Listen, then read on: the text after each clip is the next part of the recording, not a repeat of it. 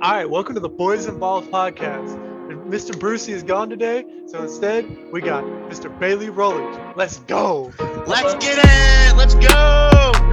Get it? You guys are horrible Takashi fans. Wow. That's how you're going to start. You're going to go right into starting the podcast I'm like a this. Steelers fan, dude. I'm basically 6'9" of the NFL. I mean, I understand. But, you know. I mean, you got the demon of the NFL. I mean, you had the previous demon of the NFL. True. I think we had the demon to the demon, too. We had Ryan Clark and Willie Gay at one point. This is true. All right. So we're going to start off this podcast talking about the NCAA. We got a couple college football games and some stuff. And actually, Bailey has the first note in our so you want to talk about Penn State, Michigan? Penn State versus Michigan, the line is only at 7. That's tough to believe in. Penn State is 3-5 in matchups with Michigan in the past 7 years. Okay? Last time Michigan was number 4 ranked was 1998, and they played Penn State on October 15th. And Penn State the week before was on a bye. Tomorrow is October 15th. Penn State was on a bye. Fucking riding Penn State +7 at least. The gut in me wants to go +7, but I think the fan of me, the cult member, drank the Kool-Aid. I'm going Penn State money line. Okay, so you trust Sean Clifford to come out here and deliver? Do I trust Sean Clifford? Absolutely not. But do I trust this offensive line? Do I trust the absolute 1-2 punch of Katron Allen and Nicholas Singleton? Absolutely. What I don't fucking trust is that Michigan offense. I really don't. J.J. McCarthy, mid. Your receiving core, Michigan's receiving core, mid. Blake Corum is only in the Heisman candidate because Jim Harbaugh pad stats. Same with Ohio State. Sorry, had to throw that shot in there. Our starters don't play in the fourth quarter of any blowout game. Okay, C.J. Stroud, 6 third touchdown. Let's get back to the point. In 3 quarters. What's your point? Blake Corum will have 6 touchdowns a game, as he did against Maryland. You'd think with 6 touchdowns that he'd have a ridiculous amount of yards. The kid only ran for 78. If you stop Blake Corum on Michigan, you stop Michigan. And Penn State is ranked number 9th in the entire country in defense. Number 1 in turnovers and number 3 in rush defense. I believe in the Penn State defense. Manny Diaz's blitzing game, it turns me on beyond a level you can compare. I think this is going to be a good game, but in the sense of it's going to be 2 defenses slapping dicks. And in the end, one defense is going to come out victorious. And I don't know. I don't know if I trust Penn State's offense enough to deliver. Think you have a top 5 cornerback and projected fan in NFL draft for next year, and Joey Porter Jr. He's been clamps all season. Clamps. Yeah. As you said, you don't trust the defense, but I trust Penn State's defense enough to get enough. No. I trust Penn State's defense. I know you're. I do not trust Sean Clifford to not lose them the game. Enough to get enough turnovers, or at least force turnovers, to be able to propel Sean Clifford to be at least in a position to perform. That's all I'm saying. This defense is nuts. They're at a 5-to-1 turnover ratio right now. I mean, no, like the defense is playing crazy, but like you guys also haven't really played anybody. I don't know if you can really say that. I really don't. Okay. You beat the shit out of Auburn. Auburn's getting their cheeks clapped by everyone. We're the first Big Ten team to walk into an SEC stadium, just like Auburn. We're the first Big Ten team to go into the SEC and do that. Okay. Well, do that. Ohio State can walk into Vanderbilt and do that. Like, what's your point? Play someone good. Of all teams in the SEC, you pick Vanderbilt. They're like, dude, come on. They're like the Lenny of mice of men of the SEC. Auburn's 500 right now. What are you talking about? Yeah, but still. Auburn is a bowl team last year. Penn State has played 5 games this so far. Every team they played besides Northeastern was a bowl team last season. So Michigan. Okay, Michigan, but that's last season. I mean, Ohio. We're not talking about last year. But when you're looking at strength of schedule, you're looking at wins and you're looking at bowls. That's how you work strength of schedule. That's exactly how the NFL does. You look at the end of the season, like because the NCAA doesn't schedule based off of strength of schedule. No, because there's teams like Michigan who have the projected, at least per ESPN, Michael Florio, have the second easiest schedule in all of Big Ten. Oh, I'm not going to deny it. You look at a lot of teams that do that. Like every SEC team plays 2 garbage opponents every year, like not Division I teams. Like I get your point, but I'm saying strength of schedule does not matter till the end of the year where you see where teams lie in college football. You can't determine a strength of schedule at the start of the year. It's dumb. The rankings are all over the place. Like Texas lost early in the year. They moved them into the top 25. Notre Dame fell out of 5. No, Notre Dame was Miami. not a good team. Miami was 10. They fell out. Yeah, yeah. Like Florida State's marching up. Like, well, they've lost back-to-back games now, but like they were marching up. Like no one would have projected Tennessee to be ranked top 6 right now. Like strength of schedule in college They're gonna be football higher. does not matter until the end of the year when you're trying to decide who's that 4th team that's going to make the playoff. Okay, so talking about Tennessee and a top 4 team, we do have the Tennessee-Alabama game this week. I'm t- I Tennessee know Alabama. we have still Bama's still hurt. They got their backup quarterback in. You know, Tennessee's been looking good. You know, what do you boys think about that? I believe his name is Jalen Monroe, the backup for Alabama for Bryce Oh, Young. yeah. He looks okay. Milroe, but yeah. Milroe. He looks okay. His passing's a little weaker than Bryce Young, obviously, but the kid can fucking run. He can run, but like Texas A&M forced him Yes. to move around in the pocket and make bad passes, and he returned them the favor by throwing multiple picks. Yeah. The I'm kid's still going to turn going the ball Tennessee over. in this matchup. Hendon My- Hooker looks so good right now. My problem with Tennessee is, again, we're talking about a team that they've only beaten barely top 25 teams, and I don't trust them. I don't know if I trust that defense enough to stop Jahmyr Gibbs and what he's been able to do so far this season. And if Tennessee isn't able to stop him, it's not going to matter. Alabama's going to win. I still think we're underestimating the power of home stadiums. And tomorrow they're bringing out the all orange unis, which the last time they wore those was 1921, in which they shut out Alabama Crimson Tide at home with the all oranges 21-0. I believe in history. I believe it repeats itself. I think Neyland Stadium at its loudest, orange out. Ooh, turn me on, baby. Give me Tennessee still. I mean, yeah, I have to agree. Like, you know, if Bryce Young was in, you know, it'd be a bit of a story. We'd talk a different game. But, you know, Bryce Young being hurt and, you know, having a young quarterback who's going to turn the football over, I think it's going to be hard to say that, you know, Bama's, you know, I think it's going to be a close game. But, I mean, I think Tennessee edges it out. I mean, Tennessee's been putting up a ton of points all season. And I don't know if that Bama defense is going to be able to slow them down. I It's think a you good have defense. to It's not crazy, though. at least admit this is the most beatable Alabama has looked. Oh, 100%. 100%. This is one of the worst Alabama teams in the last, 5 to 10 years for sure. But that doesn't change the fact that Tennessee historically just chokes against Alabama when Alabama's been under Nick Saban. So it makes it really tough for me to look at this game and go, yeah, Tennessee's got this one. Saban's got a trick up his sleeve. He's going to come out here with something. And can Tennessee respond to the first real punch they're going to suffer this season? I think you can safely take the over in this game. Oh, I think it's going to be a high scoring game. Yeah. For sure. But I mean, 66. You think both teams are going to be hitting high 30s? I just think, again, I almost sound like a Hendon Hooker fan. I'm not. I just think the kid is too agile. I'm not saying that he looks like what Vince Young was or Cam Newton was in college, but the kid can actually move outside the box and make plays with his feet. And he is a good passer. We've seen a lot of Michael Vicks, Lamar Jackson. They'll have their downsides in some area of passing. Hendon Hooker can let that motherfucker fly. Oh, yeah. No, I think it's gonna be a high scoring game at the very least. He's been crazy, but in the end, Tennessee's going to drop 1 or 2 games this year. I feel like this is one of them. And you want to talk about Hendon Hooker playing crazy? The reality is C.J. Stroud's winning the Heisman. I want to hear nothing about it. There's probably facts. I'm just saying, can at least Bama lose so that way Penn State, sneaks up a little more? Just saying. Why? So they can lose to Ohio State in a couple weeks? Hey man, you're losing, JK. Okay, so we got next on our list of NCAA game. We got Kansas versus Oklahoma Sooners. This is going to be a bad game. This is going to be a bad game. I just have one. This should easily let you know that Oklahoma's going to win. Name one player on Kansas besides Jalen Daniels. Oh yeah, I have no clue. I mean, their backup quarterback came in and he did sling the rock last week. He put in a good fucking show, but my big question in this game is is OU's quarterback healthy?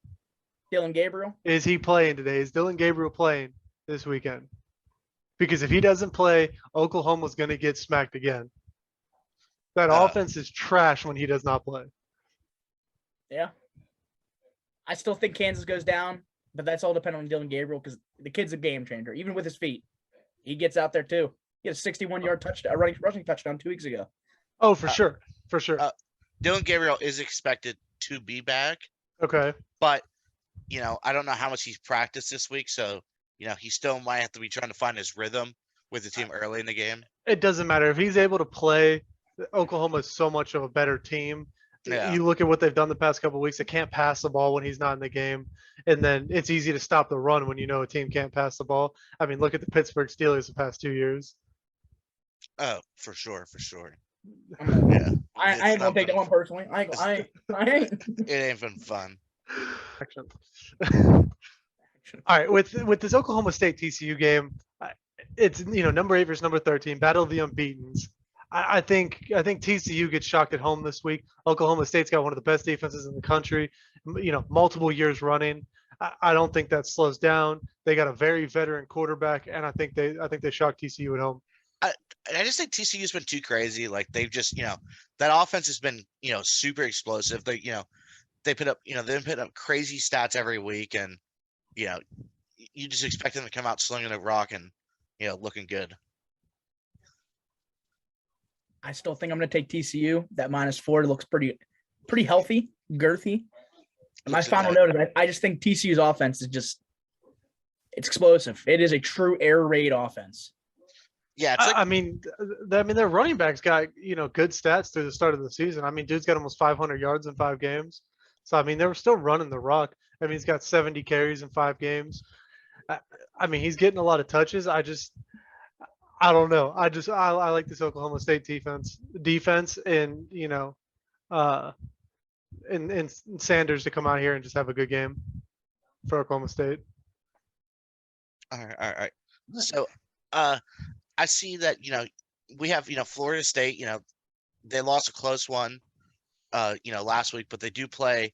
They come back and they play Clemson again this week. Do you think that they're going to be able to come back, or Idiotic take, Clemson by 24. Oh, you think Clemson's going to come out and absolutely dog them? I don't know if my dog just shit his pants underneath, but that was a horrible take. And let me just tell you why. Clemson is playing the worst top 4 football I have seen in the past 3 fucking weeks. Facts. I'm not saying that Clemson doesn't deserve to be ranked or Clemson's not a great team. I just think they're on a trend that is worthy of Florida State's being at least looked at as an upset alert. They went into, I don't know how they do the OTs. They went into the shootout, the 2-point shootout against Wake Forest. Wake Forest should have won that. Play calling was awful on Sam Hartman's part. Sam Hartman threw the double coverage, hit his running back on a flat. Should have been game over. Clear cut should have been it. They go next week against NC State, a team I've been saying since the beginning of the fucking year. They don't deserve to be in the top. Overrated. So overrated. That Kevin Leary is not a good quarterback. I'm sorry to say it. I just said it. Sorry. I don't think NC State belongs there. Let's have a real talk. The ACC as a whole, garbage. It's trash. So it's bad. trash. So bad And this year. because they beat up on trash opponents in the non-conference. So they all get into the conference and they're 3-1, 4-0, and then everyone's like, "Oh, look how many ranked teams are in the ACC," and then they all go 500 in conference play. I'm a Penn State guy. All my Pitt friends, we play real teams. You play 3 to 4 FCS teams. These are football championship series teams. These are not bowl series teams. They're playing teams like Providence, Rhode Island, Xavier. How could your strength of schedule is under 69%, and you're gonna get. They're only getting ranked teams because they're staying undefeated / a positive schedule. Yeah. Oh, and it gets back to the point of talking about the SEC, ACC.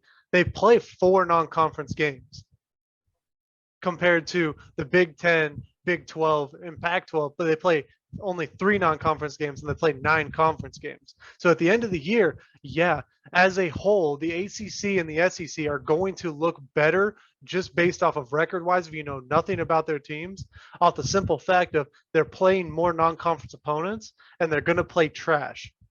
Yep. So they're going to get to beat up on nobodies, and they're all going to have, you see all the time in the ACC, one division has 5 teams that are 8-4. And then you look into their schedule, and they went 4-0 in non-conference against nobodies, and then they all went 4-4 in conference. None of those teams are good.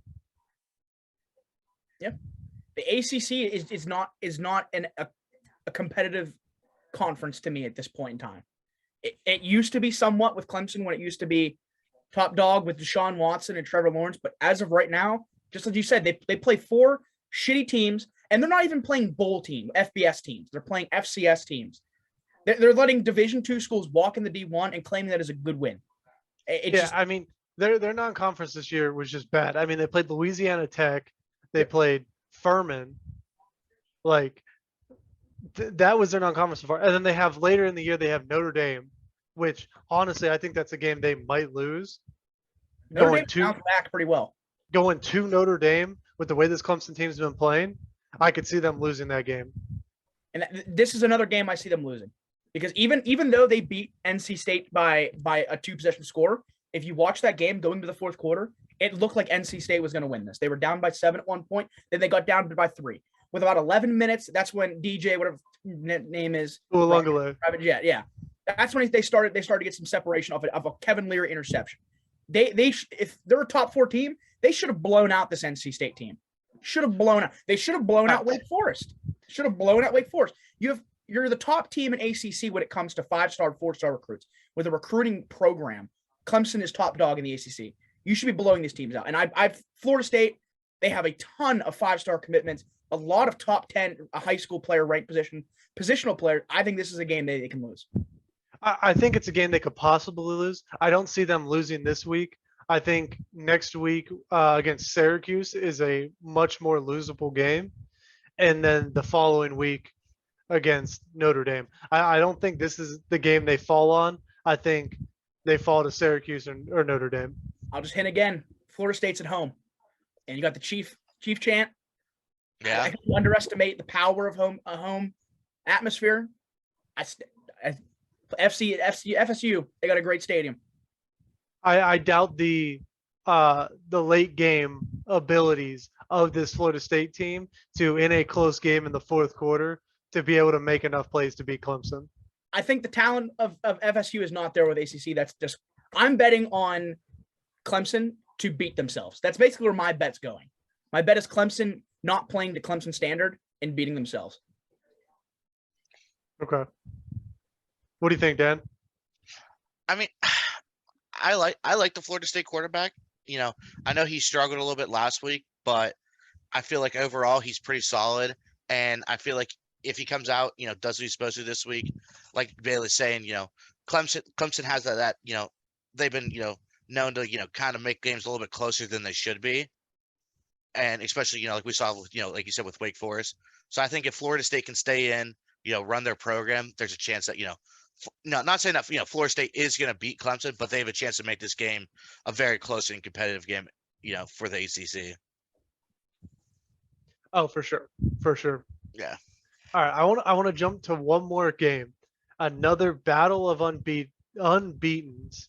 We have, or it's not a battle of unbeatens. We have undefeated Syracuse at home against a 1-loss NC State team. Now, again, this gets back to a little bit of our, you know, ACC, you know, hatred, but I think this is a game Syracuse is going to win, and I see them going into next week against Clemson, going in strong. I truly think Syracuse is undervalued this season. They have looked strong in every game they've played. Yeah, I mean, you know, except for I'm looking at the scores right now, except for the game against Virginia, like it hasn't even been close. Like they beat Purdue by, you know, over a score. You know, I mean, Virginia was the only game that was like within 2 points, but you know, every other team they absolutely stomped on. So, you know, it's like, you know, they were like one of those teams, like as long as they, you know, get in, you know, run their system, don't get behind, you know, they're gonna do good. Absolutely. I like this Syracuse team. They got a lot of grit, and they got one of the best corners in the country. And I think that's really good. What's going to be the game changer this week. I think you also need to look at is the rushing attack. I think that Syracuse has one of the better rushing offenses in all of ACC. Their running back is almost 600 yards through the week 5, and their quarterback can move. It can move. He has almost 305. He's 245 yards. I think they Yeah. can rush the ball. And besides that one game, they beat out Louisville 31-7, beat Purdue, and then they just beat Wagner, which, I mean, it's not Wagner, but I think they're rolling strong. Yeah, absolutely. Absolutely. Okay, so I actually wanted to talk about the USC Utah game. I don't know if you guys have seen Caleb Williams play lately, and Lincoln Riley's USC team, and they're just going nutty, and they actually have USC as like the underdogs in this game. Like how They do you? UC as underdogs. Yeah, they have Utah to win. So Well, here's it's at Utah. Yeah, it is at Utah. Yeah, this is a team. This Utah team is a team that I was a little mortified to see in the top 10 last year. At the end of season rankings, we all have our hatred for the end of season rankings and beginning of season. I don't think Utah is that great of a team. Yes, Caleb Williams. It's only the first half he seems to struggle in, but it is really hard. but he's looked good in the first half. He is, but their defense is a little questionable. They've held teams. They just play. They played a team 17-10 in the first half. They played teams tight, just like Michigan does in the first half. But it is really hard to overcome Jordan Addison as a skill player. He is, I believe, besides Jackson Smith and Njigba, and Marvin Harrison's making a case himself. Damn He's you, going crazy. Ohio State with their good receivers. But Jordan Addison makes a top 3 receiver conversation.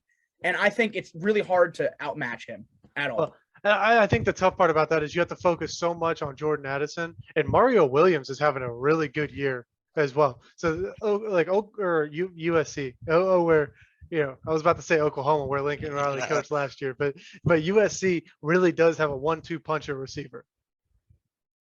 Well, I think one of the other crazy things is how good you got to talk about how good Lincoln Riley is. Like he knows how to scheme his players so well. Like I was watching some footage on just Lincoln Riley as a coach, and just watching him get tight ends butt naked open, looking like they're about to drop into a run, and next there's a tight end 15 yards up the seam, and it's just I think we talk a lot about like the players when it comes to these college football teams, but in reality you got to think about how good some of these coaches are Oh yeah. in college football. Like I get like they're not NFL coaches, but I feel like a lot of them definitely could make play at that level where they could win those big time games, and they're showing in college where they're coming out looking perfect through the entire season, going 12-0, trying to make a playoff run. I think USC under Lincoln Riley is gonna be one of those teams that we're gonna see in the future, being top 4 team trying to make a playoff spot. It's not knocking out like Clemson or Michigan or something like that. No, for sure. And I think the really good upside about like USC, or you look at, both those Pac-12 teams, UCLA and USC, both of them, Chip Kelly is starting to bring, UCLA back. Yeah. And then you have, USC coming back to prominence with Lincoln Riley. Can I ask And no one's talking about it. In 2 years, they're joining the Big Ten. Yeah, exactly. I'm about to say, where are they going to end up? The Pac-12 is in an exodus. Yeah. I think USC still undervalued. I just don't see how you can. What they have the line at right now? They have it -3.5. Over 61.6% of bettors believe that Utah is going to win this game. Even then, they have Trevor Dye on the ground who's rushing for 600 yards on only 90 carries. Yeah. That's what I'm saying. Like I feel Caleb like Williams has 1 interception all season.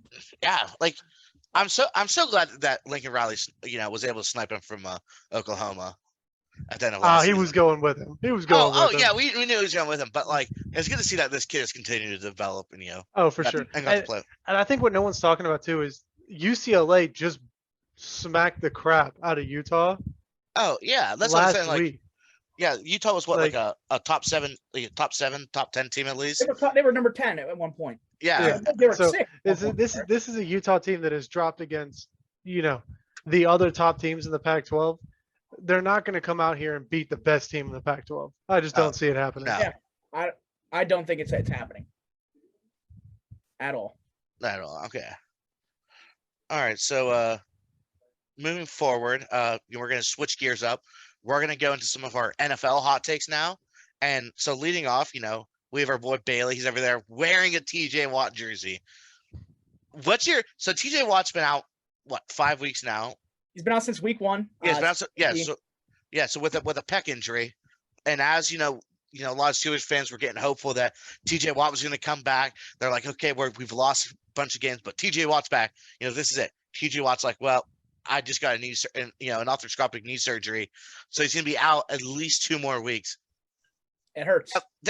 So Tomlin's going to have his first probably have his first losing season this year. And then we also saw we were talking about this not in the podcast, but JJ Watt in the same year of his career also suffered all these big injuries, and he really hasn't been back to that form. Is this like a Watt brother curse? We're seeing here. They hit feel like year, it is. I feel like it is. It's hit sad that to mark. say. Yeah, I feel like this conversation's a trap because as as the screeching Steeler fan, I'm obligated to say no. TJ Watt's my Miller. He's gonna come back. He's gonna do it. He's gonna do it. But yes, you can look at his brother as what's years to come. I mean, you can even look at any injury. What years to come? People aren't the same after injuries. They just aren't. And it's up to TJ Watt to understand what this knee injury and what this pec injury is going to limit. It's going to limit his finesse moves, his power moves, his ability to go up for passes. It's going to be on him to adapt his game, whether that turns from taking the double team and trying to rip through, and if it just comes down to just staying on the inside, being an inside rush. It's up to him to change the game, because if he just tries to go out there and do the same things with these injuries and they're hurting him, he's gonna burn out quick. So another thing I have to say is, since it's looking like there's definitely no chance the Steelers are going to make the playoffs now. I mean, it'd be an absolute miracle if they somehow manage to make it. Should TJ Watt sit out the rest of this season? He can come back, he can cover, maybe play a couple games late in the season. But this 6 weeks was like a rush back because they're trying to get TJ Watt back on the field, get him playing, because Alex Highsmith is leading the league in sacks still. So it's still the Steelers have the best player in sacks. But as me and JT were talking the other day, it seems like these Highsmith sacks don't mean as much as the TJ Watt sacks. TJ Watt's getting sacks on third down, or he's getting like a good TFL tackle. He's getting that. Alex Highsmith just isn't doing this. It just feels like Alex Highsmith gets his sacks on first down or something, and then teams are still converting those first downs. 6 sacks through week 5. Yeah, 3 of those came in week 1 when TJ Watt was active. Exactly. Yeah. So I don't think they mean as much. If you ask a Steelers fan, Highsmith has basically been. You just don't see him anymore. He's been MIA. Malik Reed has taken a lot of the snap counts on the edge of the rush, and DeMarvin Leal. We drafted DeMarvin Leal as an edge rusher. Then in camp, he was like, oh, shit, we could put him as a DT. We got him thick. We got him fat. We got him DT. Played week 1. Great. He's a great DT. Now that TJ Watt's out, they reverted him back to edge rush, and he's taking a lot of those snaps from Highsmith. And with the linebacker situation, I hate to say the Steelers, I believe the Steelers still have a solid linebacker core with Miles Jack to be undervalued. Devin Bush needs to get the fuck out. But Highsmith has basically been irrelevant for the past 5 years. I was watching you're talking about Devin Bush. I was watching footage of Devin Bush. And the dude just ran right past the quarterback, completely missed him. Bush, in week 1, Devin Bush looked great. He wasn't missing holes. He was getting off blockers and making tackles. It's just when this kid wants to play at a high level, he can. He really can. And then there's games where he just walked right by Zach Wilson. It's like, come on, man. And he's got that arrogance about him. He's like, well, what they're asking him, it might be your last season in Pittsburgh. He's like, oh, I'm still gonna be in the NFL. Like, bro, you keep that attitude, you're not going to be in the NFL. You won't. I just want to make a comment here. A couple years ago, Mike Tomlin made a comment to Chase Young. I know this. I would love to draft a player like you, but I will never be in a position to draft a player like you. Well, it looks like the Steelers are going to be in a position to draft someone. Further on in that quote, he goes, "Do I have to lose 10 to 14 games to get a guy looking like you?" I think it's this year. But here's the Steelers fan base. They don't understand what they want, and they don't understand what they need. I believe Kenny Pickett starting was a fanfare. The Steelers are so toxic as a community, admittedly, that you have to give them something to cheer for, or you're going to see Mike Tomlin's head on a spike outside, Liberty Bridge. The only way to fix that Steelers offense is to trade Chase Claypool. The kid is trash. Chase Claypool has emerged as a trade rumor. A lot of rumors have been speculating within the organization about moving him, and we should be going after an offensive lineman. This offensive lineman ranks in the top 10 in holding penalties. And it's awful. It's awful. Well, your offensive line's been trash for the past 5 years. Yep. You guys haven't drafted well on defense. You traded for Minka. Minka was a good pickup. I think You traded for him though. You didn't draft him. Yeah, Okay, so we- okay, yeah. So we gave him some first rounders for Like him. you Yeah. drafted T.J. Watt. You drafted Cameron Hayward 35 years ago. Yeah, I Like think who have you drafted recently that has really panned out as a We- great we don't- player we on don't. defense? You're not drafting well anymore, Bud Dupree and then was, you refuse to spend money. Bud Dupree was okay. But But he went- Dupree had one good year, Yeah. then he Maybe went to two. Tennessee. Maybe two. and he's maybe done two. nothing. He's done Yeah. absolutely nothing in But Tennessee. no, Artie Burns, Arthur Moats, just to name a few. Marcus Allen, Juwan Jones. We can't draft defense. We just can't. I think No, TJ Watt was all one of those the- names you just named were awful. Yeah, exactly. That's what I'm saying. This were all busts. I think TJ Watt was a little pin in the needle stack. I do believe that DeMarvin Leal is in fact an okay. He's looked good. He's out this week. But he looks really good though for a rookie. I'll say that. But and overall, as you said, we can't draft defense. Bailey. I don't know his name, but I was at the Patriots Steelers game, and I saw Terrell Edmonds get hurt, and there's that rookie safety playing in for Terrell Edmonds. He looked pretty solid in that game. Trey Norwood. Yeah, Trey Norwood. Yeah, He's in his sophomore year. yeah. and So yeah, yeah, He does look good, but then there's times like and Gabe Davis's touchdown last week, that 98-yarder. yeah. If you watch that replay, Norwood took the most atrocious. Norwood was deeper than Gabe Davis at the beginning of that throw. Yeah. He could have made a route to make that an interception, possibly a pick six. Well- Norwood thought he was playing like flag football or something. I don't know. Took the worst route possible to cut that pass off, and that resulted in that. Well, I think that's one of the things. Is like Terrell Edmonds is another player that the Steelers need to move on from. I think that's just not they really just panned gave him out. money. They just paid him. Yeah, I yeah. The problem with the Steelers is when TJ Watt plays, he makes everyone else look better. And Yeah. you're now realizing Yes. that TJ Watt's hurt, all these people that looked solid while he was playing are now actually garbage. And he just made them look better. Yeah. I think this is where we need to move on with our defensive coordinator and possibly Tomlin. I don't know if the scandal was last year. We had Keith Butler as our defensive coordinator. Keith Butler, after he was fired, went on to expose Tomlin. It didn't really go anywhere because nobody cares about Mike Tomlin most of the time. Mike Tomlin didn't let Keith Butler, our defensive coordinator, call defensive plays. Yeah. He came up with the playbook, trained the players in the playbook, but when it came down to brass in the game, Tomlin called defensive plays. And this defensive coordinator looked just as bad. I understand that TJ Watt has a monumentous effect on our defense and on the game. But you're telling me our defense can't even play at a 75, 80% capacity without him at all? You're telling Problem me is he is 80% of your defense. but it shouldn't, what we're getting at. And that comes down to our inability to draft. Cam Sutton is our cornerback one. We go into the NFL with rookies and all these monumentous popular star cornerbacks, and we go, Cam Sutton's our number one cornerback. I'm pretty sure fucking there's college receivers out there that are making Cam Sutton look like a kid. Yeah. Oh, Okay. for sure. So as much as I'd love to continue talking about the Steelers, we do have other things to talk about in this podcast. And the next thing I want to talk about is a big question that I think been on a lot of people's mind. That's right. Is Russell Wilson done? I know JT's saying that, it's not Russell, but I mean, I thought that. Let me. We're gonna backtrack. okay. because- So let me tell you what Russell Wilson's stats are, through this point of the season. He's only thrown for 1,200 yards. Now, Russell Wilson never throws for a bunch of yards, so that's not really too concerning. But he has thrown four touchdowns to 3 picks, and he has a 36.5 QBR. Like, he's just looking bad, and I just want to know what you guys think about it. Like, is this the end of Russell Wilson? The Pete problem is Carroll? the offense as a whole, because the reality is if you look at Russell Wilson when he is at his best, he's throwing the ball to the outside of the field 85% of the time. He doesn't throw the ball well down the middle of the field or short over the middle of the field. He's a shorter quarterback. He has a hard time making those throws. And the more I watch this, I realize the offense, you look at the KJ Hamler slant against the Colts. He was wide open on that 4th down, go for it. Should have been a touchdown. But Russ does not look at the middle of the field like that.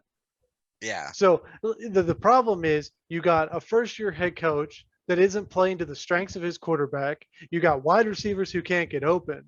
And that's all leading to a Hall of Fame quarterback coming out here looking like Josh Rosen. Yep. He's Yeah. Peterman, but okay. Now these people would have had double the I'm picks at this going to point. play devil's advocate here. I think that Russell Wilson's the back end of his career easily. I think he might have, as our good friend Jesse Beckwith would say, Russell Wilson can only play 8 good games a season. And I guess we'll see the back 8. But the Denver Broncos receiving core is in the bottom 3 when it comes to creating space and separation from their DBs. So the receivers are not doing what they should be doing. And yes, you can blow out of proportion. KJ Hamler's wide open. Cortland Sutton getting missed on a curl route, these overthrows. But when you look at the majority of the stats and blow it up in a whole picture and look at the whole big scheme of it, they're not getting open. They just aren't. Well, that's why he had so many checkdowns to these tight ends. Yeah. I think one thing to think about is how hurt these Broncos receivers have been. Jerry Jeudy had a season-ending injury, last year? Cameron Sutton has missed a ton of time. Was it KJ Hamler? I know came in hurt to the season, the NFL. Tim Patrick? He's on the Tim Patrick's like 30 though. Yeah, he's a 30, but he was consistently getting hurt. Like, they got rid of their only really consistent weapon in Noah Fant in this Russell Wilson trade, who Noah Fant has looked incredible in Seattle with Geno. Pete Carroll and the front office are just licking their fingers over. I think the problem is it's not saying that these receivers are bad. I think they've suffered so many injuries that they've all kind of lost a step, and it's really showing when they're trying to make some of these really technical moves and hit the cuts. Yeah, I mean, like I said earlier, the Broncos receivers are trash. I talked about this, a couple weeks ago. You look back at the Broncos Texans game. There are multiple times where Jerry Jeudy gets one-on-one matchup with a linebacker. If you are supposed to be a premier wide receiver in this league, if you get one-on-one matchup with a linebacker, you have to kill him. Yep. You have to destroy him so bad on your route that he's not even close to you. Yeah. Because that's what an elite receiver would do to a linebacker. You don't see Devontae Adams getting one-on-one coverage with a linebacker. Yeah, you will never see that. It's always the best corner, and there's always safety help. I think the sack curse also has followed Russ to Denver. Obviously, a season ago, Russell Wilson was the most sacked quarterback in all of NFL. The problem is his line's not better. Yeah, it didn't improve. The line's just as bad. It didn't improve. He's still getting the same amount of pressures a game. He's still getting hurried 8 to 9 times a game. Yeah. But Geno Smith, man, 1,600 yards, 14 touchdowns, 3 interceptions. That's what I'm saying. Like, he's looking crazy. So, yeah.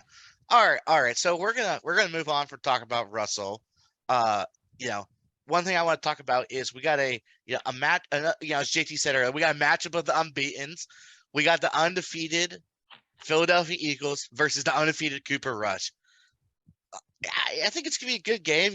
We're gonna get, as DeMarcus Lawrence was saying, he's like, well, the Eagles haven't faced the Boyz yet, who do you think wins? Do you think that Cooper Rush's luck stays good?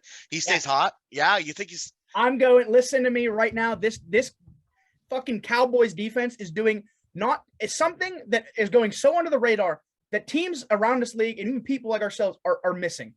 The amount of QB pressures and sacks they're getting per game, they are on track to outpace even some of the greatest defense, Steel Curtain of the 90s, the Purple People Eater.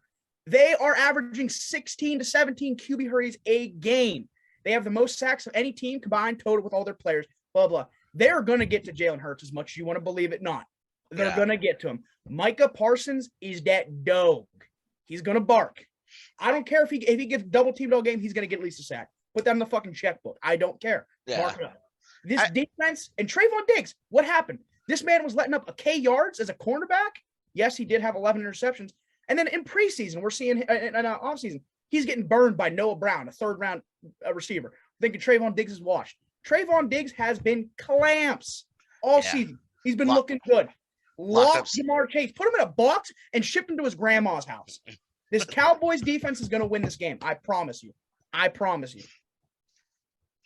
EAGLES. Eagles, Eagles, Eagles. Fuck you. I knew that was coming. I knew it was coming too. 10 minutes left, by the way. All right. So, JT, this is your section. I know you want to say this. So, we have a hurt quarterback for the Boyz. They have Cooper Rush been great and good. And something similar has happened in the past. Now I'm gonna let JT take over from So here. we're gonna go into a little bit of some conspiracy theories right now. All right. So back when Dak was a rookie in the NFL, Tony Romo gets hurt. Yep. Dak comes out on a tear, wins a bunch of games. He's the starting quarterback. Romo comes back, but he's the backup.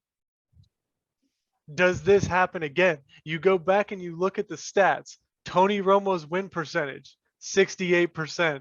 Dak Prescott's win percentage, 68%. They're having their stats are almost identical. Completion percentage is almost identical. All of the stats from when this exact stuff happened is almost identical. And you go and you look at it, and what was another big factor they talked about Romo? He can't win the big games. He can't win in the playoffs. What does everyone say about Dak? He can't win the big games, can't win in the playoffs. This is where I'm going to say it's different. I think it's rush time, baby. I don't think it's rush time. Cooper Rush averages in the bottom 13th percentile when it comes to points per game. That's the Cowboys as a whole. I can't really say. But he's a dog. He does not lose. He's a dog. He doesn't lose. Yes. Does Dak Prescott give this offense a better chance to succeed? In my opinion, yes. When Dak Prescott week one would say no. I don't know. When Dak Prescott's fully healthy and his receivers are running around, yes, Amari Cooper was a huge loss. So I can't really give an accurate take, but I can give what it is with last year. He was in the top 7th percentile when it came to offense. That Cowboys offense led the league in receiving yards and receiving touchdowns. I'm not saying that you should start Dak. They should maybe take a look at Rush because they ran a QB sneak in the fourth quarter. That was dumb. If Rush goes out there and beats the Eagles, it's worth taking a look at. But I think Dak has the better upside in terms of heaving that ball. That's something Tony Romo didn't do all the time. He had Dez, so that was the only really issue that he had. I think Dak versus Cooper moves that ball down the field a lot more. Obviously, this receiving room is getting a little shaky with Cooper Rush. But if they're playing under Cooper Rush well, you have to consider it, like you said, though. But I don't. Yeah, because I mean, Cooper's the thing is, he's not throwing a ton of yards. He's not putting up any crazy touchdown stats. But the kid's not turning the ball over. The one thing you know for sure about Dak, the kid's going to turn the ball over. He's going to have 3-4 touchdown passes in a game, but he's going to throw 1 or 2 picks in a game. Cooper Rush is playing very solid offense, game manager for a defense that's playing very well, where Dak can come out and spoil that. A couple turnovers here and there, puts the defense in bad positions, changes the whole dynamic of that team. They should at least be utilizing Cooper Rush's success, even if he loses this game, even if he drops this game. Don't rush Dak back at all, because I do believe if the boys go into the playoffs, I think you have to play Dak. And that goes into it. Dak wants to return very soon. And all the rumors out of his camp is that he's almost ready to play and he wants to come back, and the Cowboys are telling him no. I think that they should. If you watch the replays of the last 2 games, this is light. This is something so little you shouldn't take it serious. But it's those little hit body motions when they score a touchdown or a field goal. Something. Who's he fist? What hand is he fist bumping with? Fist bumping with his left. I don't think that hand's at 100%.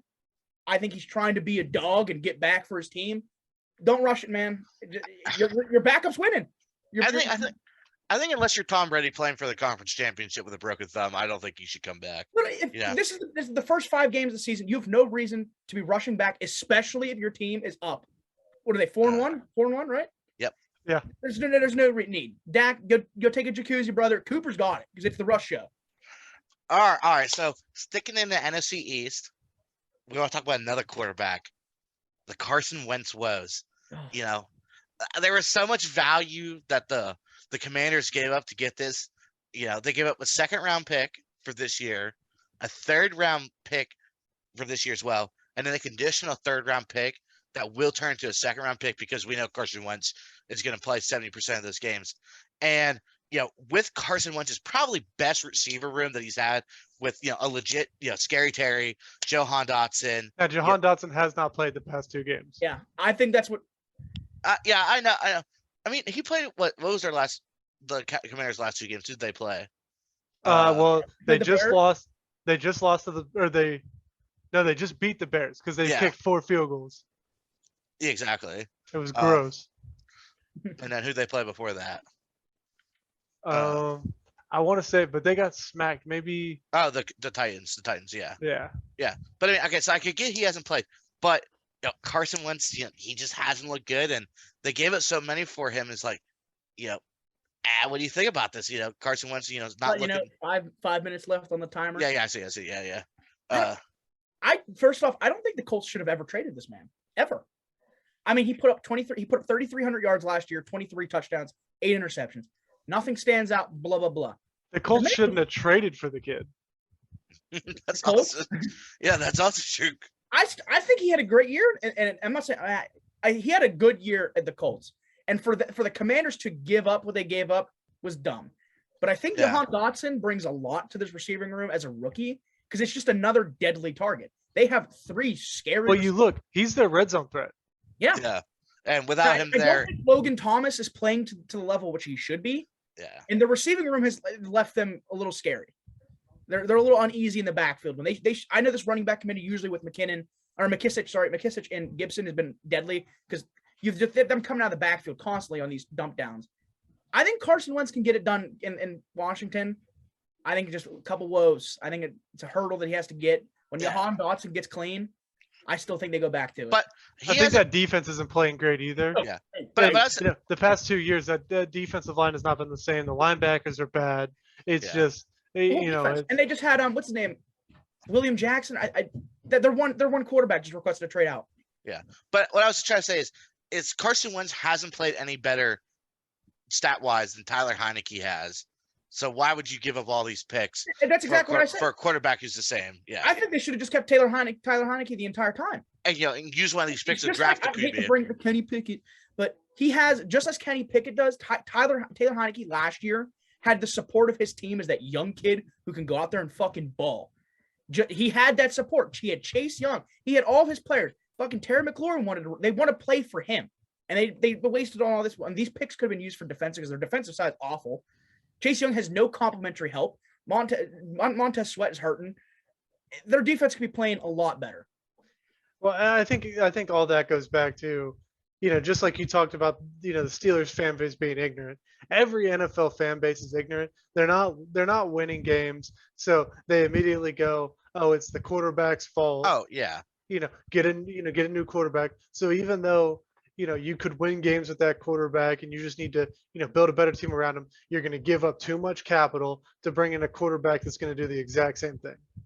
I think Ron Rivera needs to go. If you've heard any of these comments the past 2 weeks about Carson Wentz, I understand, like, it's the NFL National Football League, and yes, sticks and stones break bones. Be a man, go out there. But just like in the Dolphins last year, and even in the Eagles last year, if you don't have confidence in your quarterback and you're making that inconfidence public, like Ron Rivera is, like they did last year with the Eagles, it's not good for the quarterback. It creates drama, and whether or not that QB is going to admit it, that's in their head that their management does not trust them. Oh yeah.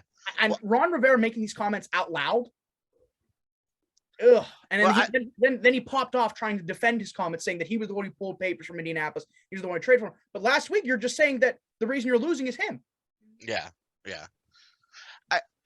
I say one thing I feel with with Carson Wentz, you were talking about him, not winning, is that I feel like he likes his tight end targets, and he really hasn't had a solid tight end. As I said, Logan Thomas needs to play better. And he only had Mo Cox, who was okay. Well, Mr. Browns man, Deion Jones to the Browns. Tell us what you feel. I think it's a big pickup for us. If you look at him statistically, he's not great in the pass game, but our problem is not in the pass game. We have an elite cornerback room. We got good safeties back there. Clowney hasn't played much this season. Garrett's just got back from his car accident. So, I mean, our defensive tackles are trash. But if you look at the Browns defense, our problem is run defense. Our run defense is awful. You guys are somehow better than the Steelers when it comes to running. You guys are ranked 30th in the NFL when it comes to rushing yards per game. We're giving up way too many rushing yards. We're missing a bunch of tackles. And the real problem comes from Anthony Walker got hurt. He was the play caller on defense. He was the starting middle linebacker. He's hurt. Young guns in, Jacob Phillips. And he's doing okay, but it's not what the Browns need. Our DTs are small. All of our DTs are 280 pounds. They're small. They're getting pushed around, and then our linebackers are not cleaning it up and making tackles. And I think all of this falls back on Joe Woods. This defense has been underwhelming the past couple of years with the amount of talent that is on Games this it's on defense. under defense, yes. It's you every year the talk is always, oh, he's got to simplify it. He's got to make it easier. Well, why are you trying to do all this, crazy zone coverage and everything when you have some of the best man-to-man corners in the NFL on your team? You're having problems with run defense. All right, bring a safety down into the box, play one-on-one on the outside, and play some dangerous football instead Yeah. of just letting teams continuously just rip off 10-yard runs. I mean, against the Falcons a couple weeks ago, that's all they did in the second half. It was just running the ball every play, and we did nothing to change it. Still, two deep safeties, even though we know they're running the ball. Get one of those safeties down into the fucking box and put some pressure on that run game. Force quarterbacks to beat you. Force quarterbacks to beat Denzel Ward and Greg Newsome, who's one of the best up and coming corners. Force these teams to make some plays instead of your corner sitting 8 to 10 yards off playing zone coverage, and both your safeties deep, and you're just giving up rushing yards all day. Either go and trade for a bigger DT, or bring that safety down to the box and stop the run. Like, what are you doing? Yeah, They especially run well against Steelers. yeah. Well, especially you have to play. 46. Yeah, I was like, you have to play the Patriots next week, who still don't have a quarterback, and Ramondre Stevenson went off last week with Damian Harris being hurt, so they're going to want to pound the rock. You look because further into my notes. Well, I'm all about it. Yeah, so that's something to look for you to look forward to at least. And if we want to continue, I know it's a little different, but the Lions had an absolute breakdown last week playing against the Patriots. Did not put a single point up. They were the best, performing offense in the league, at this point. But then they go to play the Patriots, who, everyone thought this was going to be a wash for the Patriots. We thought the Lions were going to come in, but talk about this later. I think injuries finally caught up to this team. You got, Frank Ragnow's been hurt. He's one of the best centers in football. You got Jonah Jackson has been hurt for them. He's, is an all-pro caliber left guard.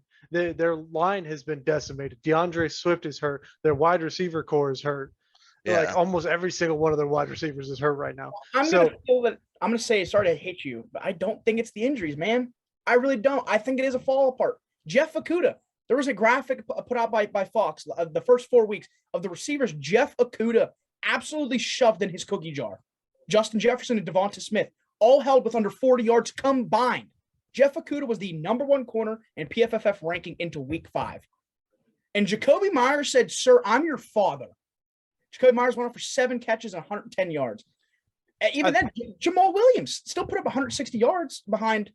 They have a fantastic running back core. I just think. But it's not as efficient as it was. If you look back at the start of the season, they had a really good 1-2 punch. Their receivers were healthy, and that offense was moving, and it was taking up a lot of time. And now that offense is hurt. They're not controlling the clock the way they were the first couple of weeks when they were playing these really close games. And now you're seeing that this defense is not anywhere close to where it needs to be. If you force that defense to have to play long games and to be on the field a lot, that defense is going to give up a lot of points. Oh yeah, absolutely. I think Amon St. Brown going down with as much hype. I think Dan Campbell in that offense didn't know what to do because DJ Chark went down too, and they had Josh Reynolds. Josh Reynolds was still averaging nearly 80+ yards in their absence, but they weren't using their complementary receivers behind them enough. Khalif Raymond, who came from the Titans, what is he good for? The man's only good for speed. I think they could have used him a little bit more. Well, another thing is, we had TJ Hawkinson, who just, the week before had probably one of the craziest tight end games, to go into 1 catch for 8 yards. So, they need to draft a quarterback. I'm not saying Jared Goff's awful, but there's his decision making is questionable sometimes. I feel like the Lions didn't necessarily expect to start out as hot as they did, and I feel like with the way they drafted this year, they really built around the quarterback position. And with the way this season's going, they're going to have a top pick. And I mean, Dan Campbell still has his team fired up. I see him being around next year. It's a great quarterback draft. They're going to be, as of right now, in pretty good position to get one of those better quarterbacks. You know, Yeah. their first round pick has not played yet this season, coming off that ACL injury.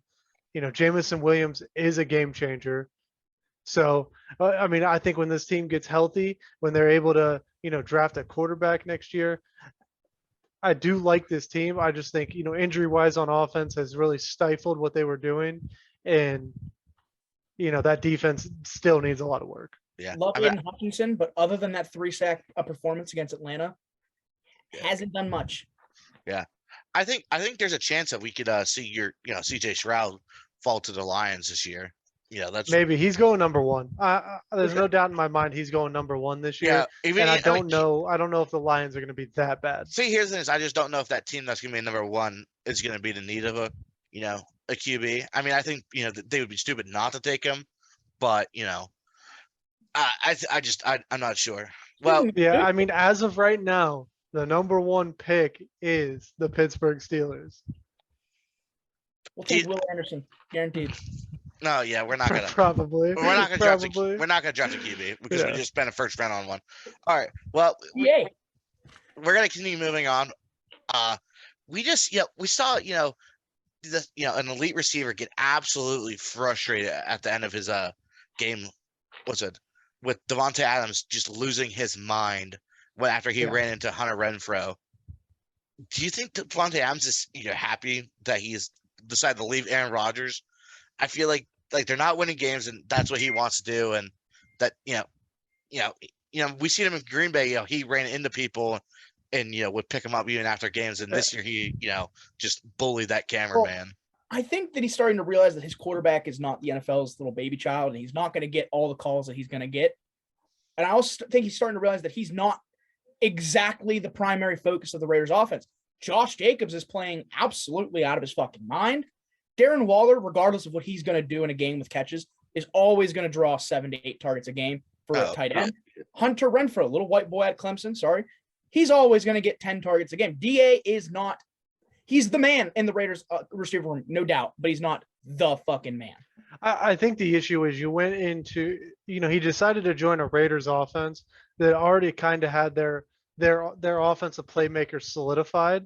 Yeah. And so, it wasn't like he was going into an offense where, he was going to a Green Bay that didn't have any receivers where, oh, he's the number one guy. You were going into a team that had, a really good Hunter Renfrow and a Waller who, competes for best tight end every year. And, Josh Jacobs, who can be, a bully with the football. Yeah. This was a team that already had, an identity on offense.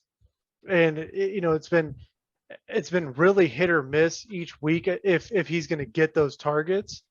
And I think that's frustrating him. And then the reality is Derek Carr is not as good as Aaron Rodgers. Absolutely. And it goes back to what I said earlier. They are both Hall of Fame players, but Rodgers made Devontae Adams better, just like Devontae Adams made Rodgers better. It wasn't a one-way street where Rodgers made Adams good and Adams made Rodgers good. It was a two-way street, and both of them were too egotistical to admit it. Yeah. To admit it. Yeah, absolutely. That goes right into the next point. The Giants, they beat the Packers on prime time. Not really prime time. Prime time for London, though.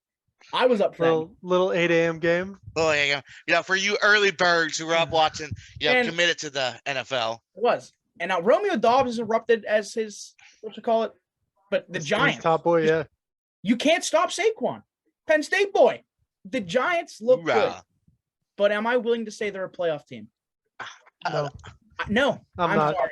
I don't. And if they make the playoffs, they're not going anywhere. I think it's not, they don't have enough talent. Dable, how do you pronounce his name? He's coaching at a coach of the year level right now. And I believe he's coaching out of his mind right now. Coaching out of his mind. That defense has players on their defensive side. Besides Kayvon Thibodeau, who needs to start doing something.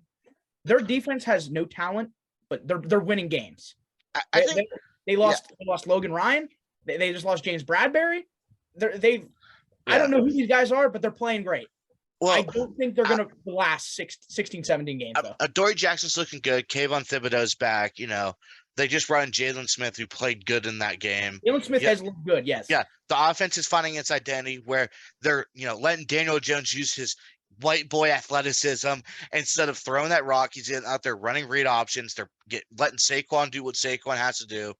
That the O-line got better where they got they drafted a top tier in the draft. They did what they had to do this draft, and I just feel like the Giants are going to be a playoff team this year. Like JT said, I don't think they're going to go anywhere in the playoffs. But the rest of the NFC, once again, is just so atrocious. Like it always is. There's the top teams that make the playoffs, and the rest of the teams just look so bad. And absolutely. I think we're gonna see 3 teams from the NFC East probably make the playoffs. But I think Saquon is just making that offense a little easier. Yeah. Because they don't have to. They're missing Sterling Shepard, their number 1 receiver, and Kadarius Toney, who had all this hype in the last year, is not doing much, and that's not his fault. He's not getting the snaps. Hey, well, if you look at financially, Kenny Golladay is the number 1 receiver. Financially, $80 million to do nothing. Yeah, he's literally nothing. Yeah, I would love to have that kid's job. He's awful. All right. So we want to talk. Bailey's saying a lot about Saquon. We also want to talk about another top tier running back. This is a big debate. Who's better right now, Saquon or Nick Chubb? It's Nick Chubb, and then you're an idiot if you say otherwise. We have Nick Chubb apologizing for scoring touchdowns right now. I have to say, at the moment, pure runner. Nicholas Chubb is better. Nicholas Chubb outside the box, inside the box, he's going to put up 100. He has the most 100-yard games since 2018 of any running back. That includes Derrick Henry. Yeah. Inside the box, outside the box, Chubb's going to break loose. He's at least going to put up 100 yards a game. At least, sometimes. I think Saquon's a little more dependent on getting outside and getting those passes off. Yes, Saquon's running out of his mind, leading the league in rushing, but I think pure runner, I'll have to see it at the Chubb right now. I mean, we're talking about the only 2 running backs that are averaging 100 yards a game right now. Mm-hmm. So, I mean, you're talking about statistically, 2 of the best, running backs this year. But it comes down to the fact that Nick Chubb has 1 more carry than Saquon, but he's got 60 more yards, and he's got 4 more touchdowns. Yeah. The touchdown factor is big when you're talking about that. I hate to prod you, but do you think it's because Cleveland has a better offensive line? Oh, Cleveland definitely has a better offensive line. Yeah, but if you want to swap offensive lines with the Steelers, we'll make it happen. We'll send you Claypool. Absolutely not.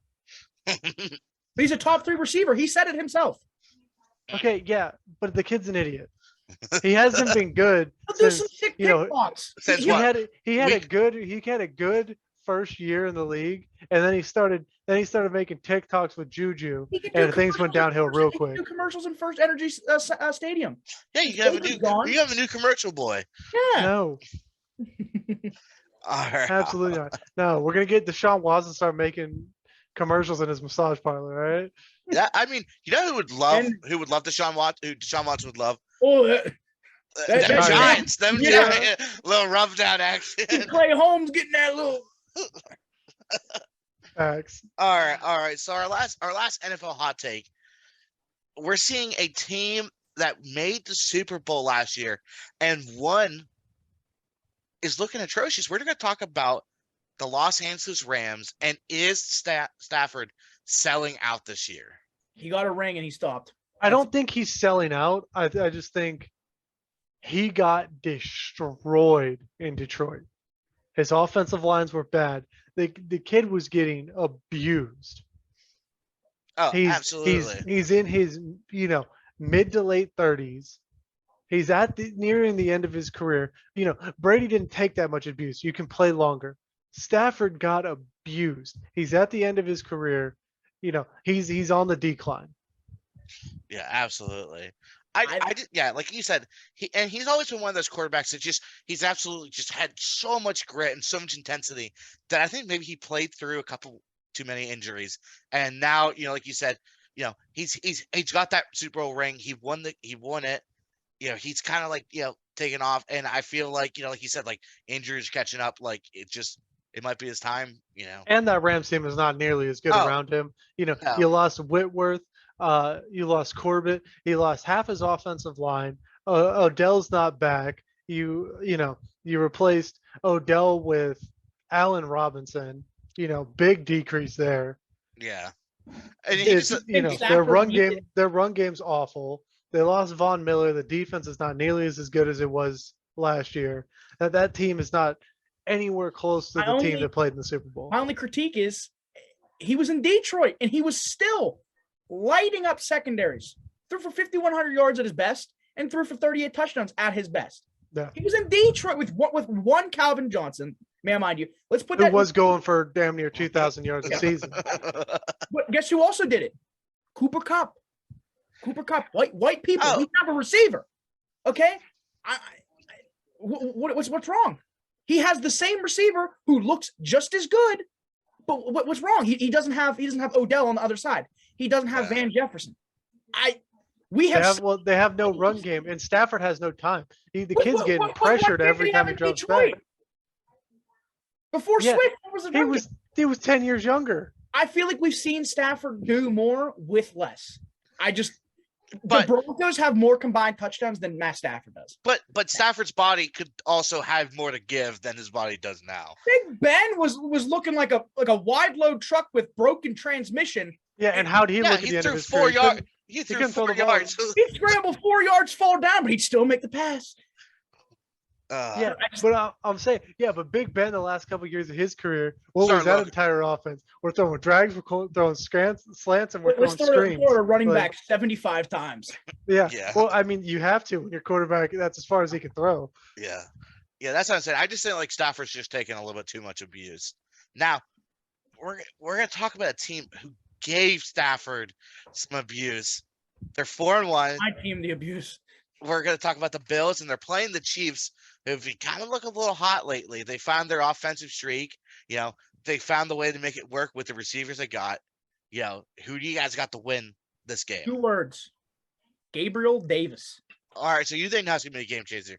I'm not saying that the Bills are winning, but Gabe Davis has played 2 career games against the Chiefs and has 6 career touchdowns against the Chiefs. I think he's got their number. I'm not saying that he's gonna, but I'm starting him in fantasy. This is going to be a high-scoring game. Well, I'm just saying, No way Josh Allen walks out of that stadium with an L. Pat Mahomes takes less time to finish than you do in bed. He only needs 17 seconds. 13 seconds. What are you talking about? Okay, JT. Josh Allen's not leaving without that. That is a rematch. It's personal. I don't care their defensive. They have defensive injuries. They really do, but they're still playing through them. I know Mahomes ranks 1 in passing yards and he ranks 1 in passer rating, but it's going to be a pissing match of who's got the bigger cock. That's all. Oh, absolutely. I'm going Bills here. I think the Bills have more defensive playmakers, and in the end, when you're playing an offensive shootout, it's going to be about which defense can make that one play, and I trust the Bills defense to do that. Yeah. I mean, I will say the one benefit that the Chiefs do have is this is in Arrowhead, and that does give them a leg up. Okay, moving into our next game, it's a game that we kind of mentioned a little earlier, and we had figured we had to talk about it because it's 2 of our favorite teams. We want to talk about the Pats-Browns game. As JT was saying, the Browns have been looking a little sus on the run defense, and that's been the name of the game for the Patriots these past couple of weeks with Mac Jones being hurt, but they did bring in Deion Jones. I'm sorry, but I think the Bills Mafia is going to be donating $10K to the Browns defense after this game. I really do. Ramondre Stevenson combined yardage is easily going to be over 100 yards this game. You guys have the 27th worst run yards after contact. But we activated Deion Jones, and he's expected to start, and he is a great run stopper. I don't care. I'm just excited to see this because, like you said, Damian Harris is hurt. There's a good chance he might play. So we have Pierre Strong, who's gonna, make a start with Ramondre Stevenson. Is the Zap attack starting? Or I know Mac Jones was slated to return. I don't know if he should start him, but I'm more interested in what's going on with the running backs. That's what I want to see. I'm going Browns. Nick Chubb's the best running back in the league. Oh, the Browns they're gonna get back to not playing idiotic football on the defensive side of the ball. They're going to make a couple plays. Browns win. Listen, you're the Cleveland Browns and I'm the Pittsburgh Steelers. All we know is idiotic play, brother. I'm sorry to say that. And Yeah, but at least you guys have Super Bowls. Shut the fuck up. They mean nothing. Okay. I said this last year at the beginning of the season, and I was fucking right about it, and I spat in everyone's face about it. I told you the Patriots were gonna be great runners in the AFC. Belichick is not to be slept on. I don't care if he cheats. I think, dude, Jacoby Myers is having a breakout season. Yes, Jacoby Myers went 2.5 years without a touchdown in his career. Jacoby Myers has played 3 games and has 300 yards receiving. But can he do that on Denzel Ward? He did it on Jeff Okudah, who was at the moment the number 1 quarterback in the league. Different story. Absolutely What? different You're story. talking about a kid who had 4 good weeks versus a corner that is a perennial all-star. That is a wild comparison. Yeah. All right. Taking the Pats. Okay. Well, in kind of like a little bit of a betting faction, we do have Bailey here this week, so we are going to get some sports bets going on for you. Okay. Bailey, if you want to lead that section off. As a Steelers fan, this is easy to say and hard to say at the same time, but they have the Bucks only sitting at -10, and that's only at -105 and a favorite to odd. I think you can easily push that to -13.5 by 2 touchdowns. That'll get you +160. I don't know why the Bucks are sitting that low on the Steelers. I'm sorry, but we are missing 9 of our 11 slated starters on defense. Brady and Mike Evans, they're going to be locked up for unconsensual sex after this weekend. I promise you. I will also I think this is going to be a similar game script to the Bills. Take Pickett's completions. Pickett last week completed 34 out of 50 for 327 yards. Pickett, I believe they have his line right now at 22.5 completions. I think you can safely take that. His yardage line is at the most a Steelers QB has ever been since week 11 of 3 years ago. And that was Big Ben, obviously. The next one, this one should be easy. It's an insult to the Bengals. They're -2.5 going against the Saints, who just like the Steelers are banged up. The Saints are missing Jarvis Landry, Chris Olave, Michael Thomas, Jameis Winston, Alvin Kamara just came back. Trevor Penning's still banged up. Their front 4 is pretty good. Tyrann Mathieu doesn't look the same. And Marshawn Lattimore has a shoulder injury he's still working with. But Bengals -2.5. I think that's insulting. I really do think that's insulting. Moving forward. All right. What's your next one? My upset alert. And we just lost to them 2 weeks ago. I'm taking the Jets over the Packers. I got You think they pull off 3 upsets? I think it's the Jets. Boy, it's the Jets AFC. Yeah, the AFC East is open for the Jets to come to number 2. And Breece Hall just broke through. Breece Hall had been trying to fight for the primary workload. Michael Carter, who's still a great running back, has been making it kind of hard. But last week, he finally touched over the ball 15 times. And what did he do? He had he almost had 200 yards. He had 197 complete. He had 100 in the air and 97 on the ground. I think Breece Hall is going to have a field day with this Packers defense, who is historically this season not doing the best that it can.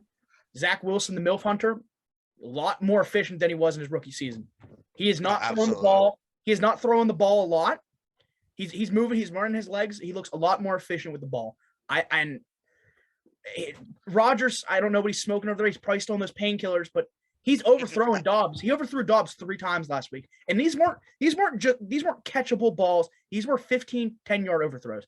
I don't think Rodgers looks good. They're missing Christian Watson as well. Well, that one doesn't matter as much. Yeah. All right. It takes coverage. Next, I already have is Ramondre Stevenson. He's my watch player of the week. I feel confident in 100+ yards in the air and on the ground combined. Again, I already said the Browns rank 30th in rush defense and 27th in yards after contact to opposing running backs. Sorry, I still think Ramondre. Ravens, another insulting line. They were -6 against the Giants. And now we just talked about the Giants being a real team. They're playing fucking Lamar Jackson. I don't even want to play Lamar Jackson as a Steeler with TJ Watt. I really don't. Lamar Jackson's having a contract year, and he needs to push that stock all the way up. -8.5 for the Ravens gets you +140. I don't think they can stop Lamar. I don't care if they're missing Marquise Brown, J.K. Dobbins. They got back healthy. They're going to move the ball. Next is Enu Benjamin, waiver wire target if you haven't grabbed him already. James Conner and Damon Williams both out. Taking Enu Benjamin over 100+ yards. I think this is a breakout game against the 31st ranked worst defense in Seattle. And with the loss of Blitz Boy out for the season, Seattle ranks 9th in stopping flat routes and curl routes on the outside to running backs. Enu Benjamin's a really, really good pass-heavy running back. Love him. And for anyone who doesn't know who Blitz Boy is, it's Jamal Adams, the safety for the Seahawks. Jamal Adams. Does not play coverage, just blitzes. Just blitzes. And do I have to say over in the Bills game? No, I don't. Yeah, I'm taking both combined touchdowns for Allen and Mahomes at 4. They have 2.5 touchdowns for both of them sitting at -155. I think that's an easy target, blah, blah, blah. And then I already said this. We already talked about this, Dallas versus Philly. Dallas. They're plus 6.5 right now. I'm riding to -3.5. Defense ranks 3rd in the NFL in total yardage. Dallas is yet to allow a touchdown in the second half of a football game. 5 weeks, they have not allowed a single touchdown in the second half of football. They're the only team to claim such feat. As I said, they're already on an NFL record pace with nearly 16 pressures a game, sitting at the top of the sack totals. And then my last little NFL take right here is the Monday night trash can that we're all going to be subjected to be watching. And that's the Broncos versus the Chargers. I don't think it's the Chargers who are going to make it a trash can, but it seems like any game that the Broncos are involved in is just a cesspool of nothingness and field goals and just trash. The problem is their defense is good enough that they don't give up points, but that offense cannot score. I think Herbert's going to go in there. They have the line right now. They have the Broncos, the Chargers at -4.5, and that's at -120. If you bump that up to -6.5 to win by a touchdown, you're looking at +120 that get your money back. Giving the benefit of the doubt that it'll be that close because it's divisional country, but Broncos country is not riding. They're riding into the loss category. Well, Broncos country, we tried. Hey, absolutely. As Mr. Boosie would say, Broncos country, we tried. Yeah. All right. Those are my NFL takes. All right, we appreciate it, Bailey. Now, all right, guys. So I think we should now probably start getting into our pick'em section. Dan, why don't you read the games off for us? Okay. So I'm gonna go over the records for last week. Last week, I was 10-6. JT, after a slow start, also came back to 10-6. I gave y'all a head start. I said I gave y'all a head start. I'll catch it up. And Bruce, however, did fall behind and went 8-8 last week.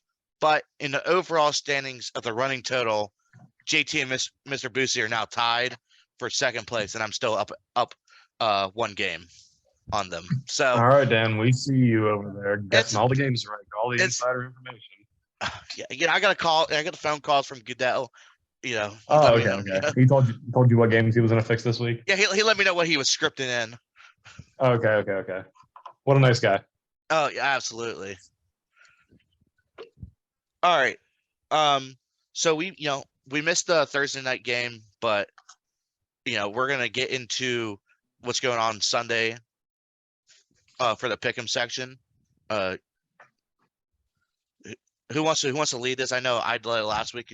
If someone else wants to take a turn. Mr. Boosie, you wanna lead this one? Guys, I can't have the whole game schedule. I got you. Yeah, all right, yeah. I'll lead it. Okay. Okay. First game we want to talk about. Edit that part out. You cut. Oh, I will. Patriots versus Browns in Cleveland. Patriots and Browns in Cleveland. I'm going Cleveland. I think they're gonna come out playing. Yeah, I think it's gonna be a Bailey big rush. Zappi's gonna come out there and sling the rock. No. I think it's gonna be a big rush game. Both teams are gonna try to rush the ball as well as they can. But I still think Cleveland has the best running back in the league right now with Nick Chubb, and it's so it's just how it is. And I think we're gonna see Cleveland take the W of the Patriots. I'm also going to agree with you, boys, and I'm also going to take Cleveland because Nick Chubb is a force to be reckoned with. And as far as I'm concerned, the Patriots defense has not shown they can really stop the run. Yeah. Well, last week was the first time they did anything good on defense. Yeah. But it was, was it a fluke? It was, yeah. So, all right, what's the next game? All right, next game, Jaguars at Colts. What you think, Dan? I think that the Jags are going to turn around this week. They started hot, then they dropped 2 games, and they kind of look pretty bad. But I think it's a divisional game. They're going to come in swinging, and I think that the Jags are going to come clean up the Colts this week. So I'm pretty much at the point where I hate any football game that has Matt Ryan playing quarterback. Facts. So I will have to also side with Dan and go with the Jaguars because the Colts have shown that they're not going to block for Matt Ryan already in this young season. He's already been on his back so many times, and it's absolutely ridiculous. Jonathan Taylor's not really getting the ball moving. Like their offense is just stagnant on doing anything. So because of that, I'm going to go with the Jacksonville Jaguars. Yeah, I'm in the same boat. I just don't like this Colts team. They're not blocking well in the run game. Is Jonathan Taylor going to play this week? That's still, a question. Matt Ryan's not played well. I'm going to roll with the Jags here. All right. Alrighty. All right, the next game, Cardinals at Seahawks. All right, hold on. Give me a second. Double XP weekend. Well, no, the Call of Duty beta is done right now. So like until the game comes out, Kyler Murray should play well. Oh, so you should play well. Then I'm gonna take the Cardinals. You I don't know. This You is going the tough. baby man? Or you going Geno Smith? I'm gonna go Geno Smith actually. I think the Seahawks offense has looked pretty solid. They're making the plays they need to do. I think the Seahawks sneak one out over the divisional rivals, the Cardinals. So I think this is gonna be a good game, but I think ultimately right now I think Geno Smith's a little hotter than Kyler is. Okay. So you're going Cardinals or Seahawks? Seahawks. I think okay. Geno Smith is gonna be better than Kyler. All right, Mr. Bruce. All right. I'm gonna go with the Arizona Cardinals. I think drunk Geno's gonna come into this game with a hangover, and I don't think he's gonna perform well. Kyler Murray, whenever they play the Seahawks, he usually kind of has their number. The Seahawks defense doesn't really impress me. The Cardinals defense is a little bit better in my opinion, so I feel like they're gonna be able to kind of put the straps on the receivers Geno wants to move the ball to. So and with Elijah Penny not playing this week, I'm pretty sure that that's almost a done deal for the Rashad Penny. Seahawks to come in and lose this. Yeah, Rashad Penny. Who did I say? You said Elijah Penny. Oh, Giants fullback. No, Yeah, I think so Rashad Penny. they got Kenneth Walker starting this week though. Yeah, which he looked pretty solid, but he's still a rookie. He's still kind of finding his rhythm. Facts. Just That's that pressure absolutely- that JJ Watt gets is going to stop that run game. I think. So I think the Cardinals are going to edge one out over this division rival Seahawks. I'm gonna roll with the Cardinals, but for a different reason. I think this is the last week before D Hop gets back. I think the Cardinals offense is starting to get a little bit better. And I just don't like the Seahawks team. Rashad Penny had a really good start to this year, but they don't have any X Factor players. Blitz Boy's hurt. I'm gonna roll with the Cardinals for this game. All right. Fair All right, enough. the next game, 49ers at Falcons. I think this one's not close. I think the 49ers are just such a better team than the Falcons are right now, and we're seeing a little bit of that connection between Jimmy G and Debo, and he's looked solid these past couple of games. So Yeah. I think once again Debo, that Jimmy G and Debo connection is going to be that X factor, and the defense is obviously look good. So Yeah, for me, Yeah. I'm in the same boat. Marcus Mariota doesn't have 1,000 yards passing on the season yet. The Falcons are a complete run team. I think this is a tough matchup against them. This is a really good run defensive team. Fred Warner plays the run great. You got to deal with Nick Bosa and Eric Armstead. I think 49ers won this one. Yeah, I think Jimmy G is going to take care of business in Atlanta this week. I don't think it's pretty much going to be unless AJ Terrell is in Debo Samuel's hip pocket the entire game. I see Debo having a pretty good game this week. absolutely. Yeah. All right, the next game we have the Jets traveling to Lambeau to play the Packers. Mm. I know it's a wild statement, but it's like I was saying earlier. Yeah, this is the Jets season. Like this is probably the best the Jets are going to look in a while. I got the Jets winning. They have two big wins lately. I think Do you have the Jets beating the Packers because my Giants just did it in London? No. That's not the reason okay. why. No, I think the Jets have looked super solid on offense. Zach Wilson's kind of finding his groove. Like, he's not putting up crazy stats, but he's also not making a lot of those rookie mistakes that he made last season. And I think Breece Hall's already kind of starting to show some value in Bud a little bit. exactly. He's shown that he's effective in the run game. He actually took over 15 carries last week. And was able to, he's starting to edge out Elijah Mitchell for Yeah, that he had starting spot. almost 200 yards last week from running the ball and through the air. So I liked what Brees Hall was playing. I think this game comes down to, does Aaron Jones get going? If Aaron Jones is able to get going on this Jets defense, it's going to be a long night. I think it's going to happen. I'm going to go Packers. I don't Okay. think they drop 2 in a row. All right. I'm also going to go with the Packers in this matchup. I think Aaron Rodgers is going to catch fire against this Jets defense that's not very experienced. Yeah. I understand. I don't think Sauce Gardner is really going to be an impact player in this game. I don't think Aaron Rodgers knows how to beat those top tier defensive guys, and Sauce Gardner isn't that yet, even as a rookie. Even though he's looked very promising, I feel like Aaron Rodgers is kind of going to give him a little bit of a welcome to the league reality check kind of thing with how he's able to sling the ball around. Yeah.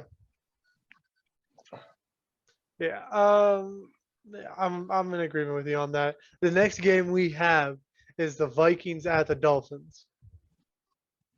What you guys thinking? I think once again I'm gonna I know it sucks to hear take the favorites from most of these, but I think the Vikings I think the Vikings are gonna beat the Dolphins. I think they're still struggling at that quarterback position.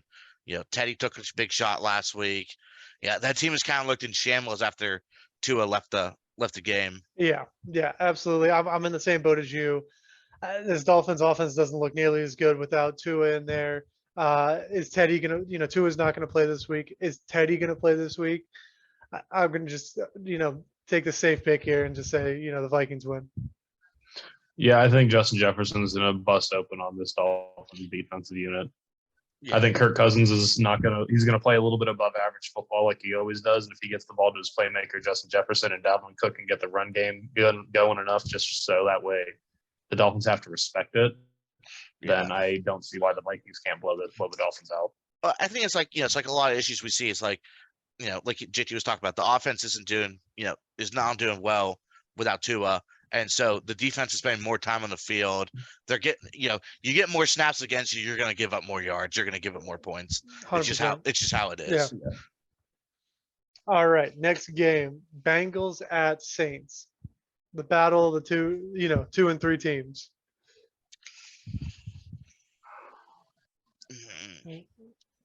Tough one, I know. What's your thought process, Dan? This is tough. All right, so my thought process is Joe Burr just had a tough game against the Ravens, where he got edged out and lost late.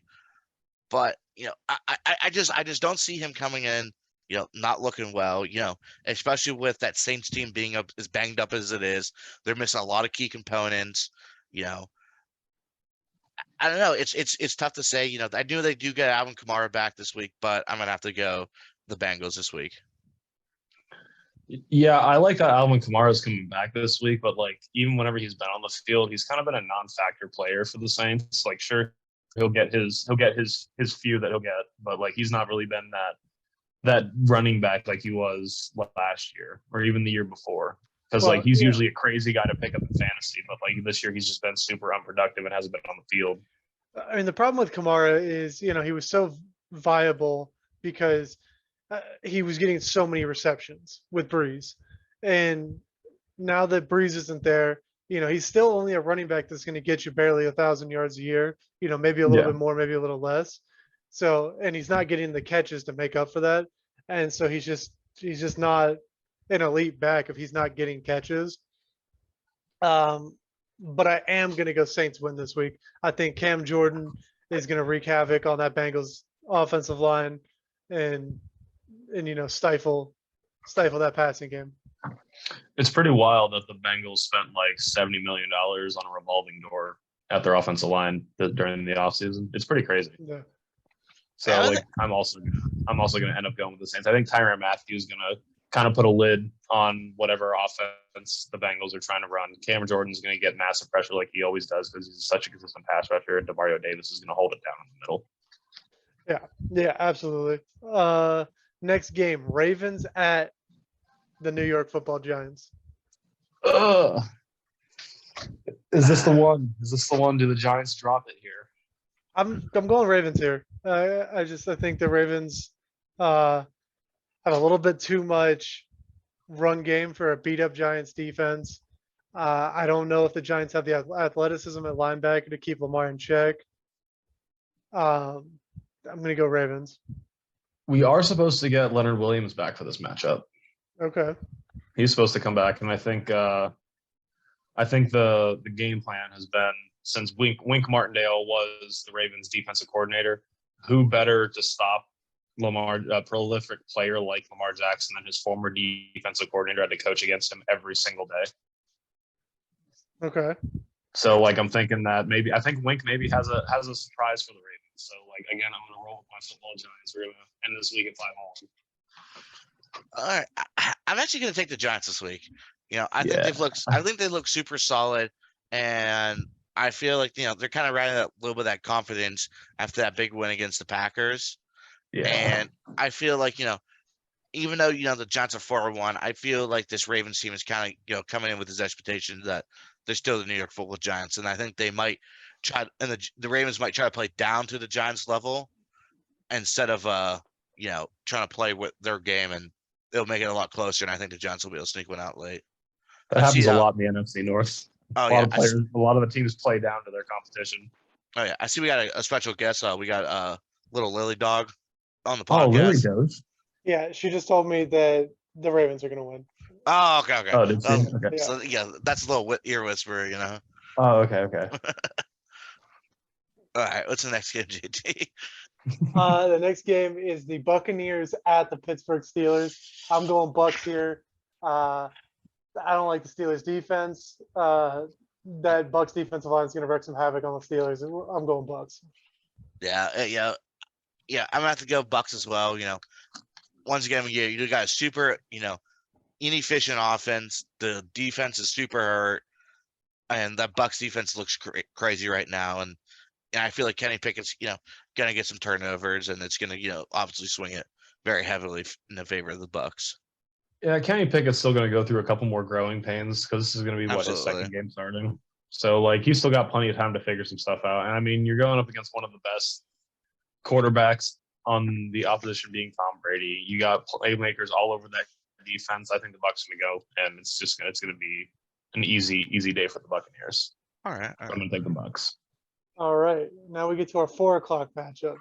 We got the Ooh. Carolina Panthers traveling to LA to play the Rams. I got to be honest. Like, I'm not really impressed with the Rams this year. I'm not impressed with either team this year. Yeah. Like, I'm gonna go Rams win. I think they got a little bit more X factor play with Donald and Cooper Kupp than the Panthers have. Panthers have been struggling pretty bad. They just fired their coach. I think. Do we know who's I'm assuming just gonna play pick the caller Rams. is? No, I don't know. Don't know that. No. This is tough. They're both two like super struggling teams, but I don't know if Brian Burns is gonna be able to make up enough on that D line to like cause pressure. That's where Stafford's been struggling, is that O line has not been protecting him. He's not been making good throws. He's not been doing what he needs to do, and so it's led to other struggles in the game. So I'm gonna have to agree with you. I think the Rams are going to be able to, edge this one out. Do I think it's going to be an awful game? Probably. But, I think the Rams are going to be able to edge this one out. Yeah, I'm also Okay. going to take the Rams here. I think Matt Stafford is a better quarterback and playmaker than Baker Mayfield. They're defending Super Bowl champions, so I'll give them that also a little nod. So, like, I don't see Jeremy Chin, Brian Burns being able to do enough to stop that potent offense. Yeah. So I guess I'll take the Rams.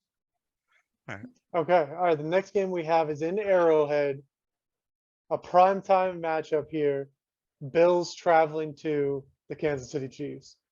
Ooh, a rematch. The rematch, huh? Yeah. I still like the I'm- Chiefs for this game. I'm going Bills. I'm going Bills. I'm also going Bills. You're crazy, man. I feel like the Arrowhead Stadium is going to be a big factor. That I stadium's don't going know. to be The Chiefs loud. just struggled to beat the Raiders, in my opinion. If you're struggling to beat the 1-4 Raiders, That's a like the division Bills team, are. though. It's always different. It's always tough. They always struggle against the Chargers. They always struggle against the Raiders. sometimes the Broncos, but but no, but those teams it's always way closer than it needs to be. But I mean, they put up 41 on supposedly the number 3 defense in the league with Tampa Bay. So I think they're figuring it out. They're looking back to Patrick Mahomes is out there flipping the ball over defenders. He's doing Patrick Mahomes things again. He's not looking like a struggling quarterback trying to figure out connection with the receivers. I think he's kind of a little bit more dialed in. Ring the phone, dial it up, because I think Patrick Mahomes got it this week. All right. The next game, we have our 8 p.m. matchup. Cooper Rush and the Dallas Cowboys travel to undefeated Philly. I don't know, man. Both of those quarterbacks are undefeated. It's a hard choice. It's hard to choose from perfection. I'm going Philly here. I think they have the better overall team. I think they have the better wide receiver play. I like their defense as a whole better. I'm going to go with the Eagles for this game. All right, Mr. Boosie. I think I'm gonna take the Dallas Cowboys, because historically, whenever I see this matchup in the regular season, the Cowboys kind of have everyone's number at the beginning. If the division games are kind of stacked in the beginning of the year, like they have them. Yeah. Like the Cowboys because that's how the Cowboys play. They're real good during the regular season, and they crap out and they lose 7 games in a row. They don't make the playoffs. That's what they do. So I feel like this is still early enough in the year that the Cowboys are going to be playing good. Cooper Rush is looking good. Who knows? Maybe Jerry Jones will surprise us and Dak will start this week for whatever reason, because I've only heard that rumor every week since he's been injured. But if it's Cooper Rush playing, I think I'm going to take the Dallas Cowboys. Okay. Yeah, I think I'm also going to take the Dallas Cowboys this week. I think that with D-Law and Micah Parsons looking super solid, they're getting an ungodly amount of QB pressures, and I feel like Jalen Hurts can scramble, but I feel like he definitely struggles when he's being forced to hurry up a lot more. And I just think that that Cowboys defense is looking super solid, and Cooper Rush has looked pretty good and hasn't really turned that rock over. I just think Micah Parsons can run with him with Jalen Hurts. Exactly. I think the other thing you guys aren't thinking about is right now the Cowboys defense is playing so well because they're averaging 15 quarterback hurries a game. Yeah. But this is an Eagles veteran, very good offensive line. Oh, absolutely. They're not going to they might get beat a couple times, but they're not going to get beat like that. Yeah. I mean, I've already said it. I've committed. Dallas Cowboys. I mean, I don't think Malik is that solid at left tackle, but we'll see how it is. All right. The last game, the worst game of the week. Monday Night Football. We have the Chargers playing at home against the Denver Broncos. Oh, how do the Broncos keep managing to get all these? Why do they get all these primetime slots? Because people thought they were going to be good. I understand, but then whenever I see them play, the Colts, and they have an actual shit-licking contest that they barely win, it's not a good watch. Yeah. No. I'm taking Chargers here. I think they're going to have just enough offense to score. Broncos can't score touchdowns, and Russ is turning throwing picks as many times as he's throwing touchdown passes. So I think Chargers win. Yeah, do you absolutely. think a bad playing Russell Wilson is better or worse than a hurt Herbert? Hurt Jared Herbert's still been slinging it. So yeah. So all right, we're going Jay Herbo here. Yeah, Jay Herbert, absolutely. We're taking Chargers.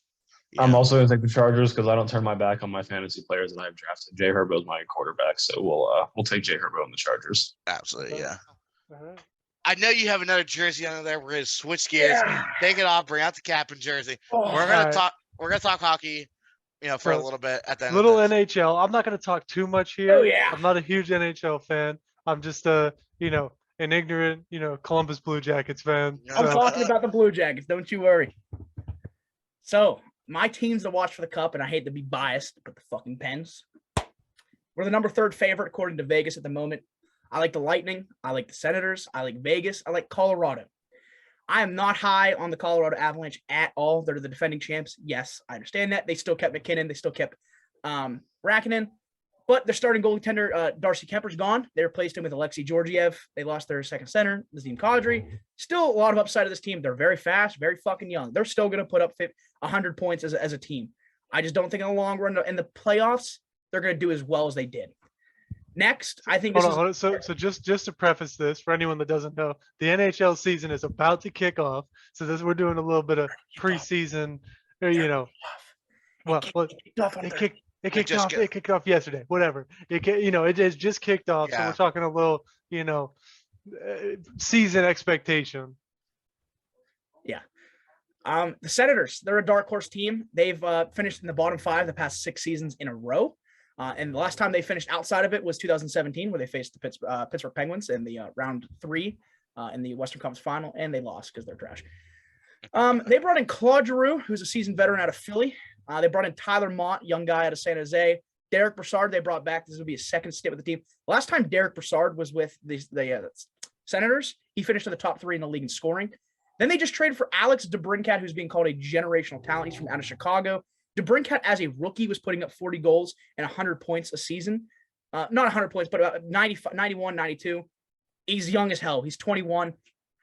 For them to trade for him was a huge move. And then again, they have Tim motherfucking Stutzel. I apologize for the swearing. This kid entered the league at 17 years old. He was the youngest player to enter the NHL. The kid's a dog.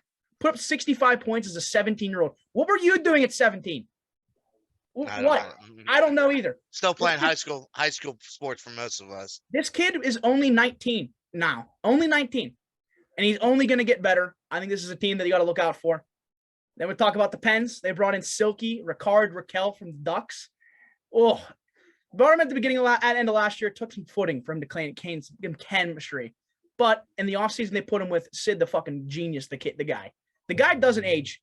He's like a better Tom Brady. Every year, coaches and players think that Sidney Crosby is going to regress. He's not going to do this behind the net, make you look dumb shit. No.